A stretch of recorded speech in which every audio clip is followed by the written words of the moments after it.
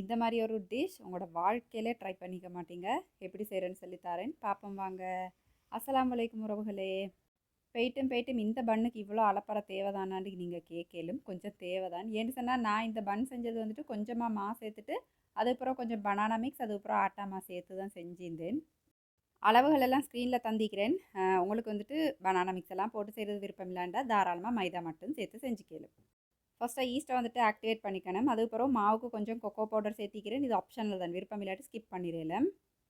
எங்கட banana mix வந்துட்டு இந்த புள்ளைகளுக்கு வேண்டியது உங்களுக்கு டிஷ்ஷில் மாவுக்கு பதிலாக கலந்து கொடுக்கலாம். நல்ல ஒரு ஆரம்பம் அப்படின்னு சொல்லுவேன். ஏன்னா காலையில் பேன் கேக் அதுக்கப்புறம் மில்கில் உங்களுக்கு மிக்ஸ் பண்ணி கொடுக்கலாம். அது மட்டும் இல்லாமல் 6 மாதத்துலேருந்து புள்ளைகளுக்கு வந்துட்டு கஞ்சி மாதிரி காய்ச்சி குடிக்கலாம்.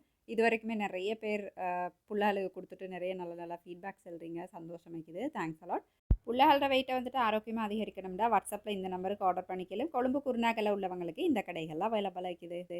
ஃபஸ்ட்டாக மாவை வந்துட்டு ஒரு மணித்தியாலம் புளிக்க வச்சிடணும். அப்படியே பொங்க விட்டுட்டு அதுக்கப்புறம் போல்ஸ் பிடிச்சி அதையும் ஒரு 15 நிமிஷம் அந்த மாதிரி பொங்க விட்டுட்டு பன் வந்துட்டு இந்த மாதிரி செஞ்சு அதையும் ப்ரூஃப் பண்ணணும் டபுள் சைஸ் ஆகிற வரைக்கும். மேலால் சீனி பாகு மாதிரி கொஞ்சம் அப்ளை பண்ணிவிட்டு சீனி தூவிட்டு 180 பாகை செல்சியஸில் ஒரு 15 நிமிஷம் பேக் பண்ணி எடுத்தால் சரி, ஒரு நல்ல ஒரு கோல்டன் ப்ரௌன் கலர் வர வரைக்கும். அனைத்து விதமான ஹோம்மேட் பொருட்களுக்கும் ஃபசா ப்ராடக்ட்ஸ், பாரம்பரியத்தின் ஞாபகம்.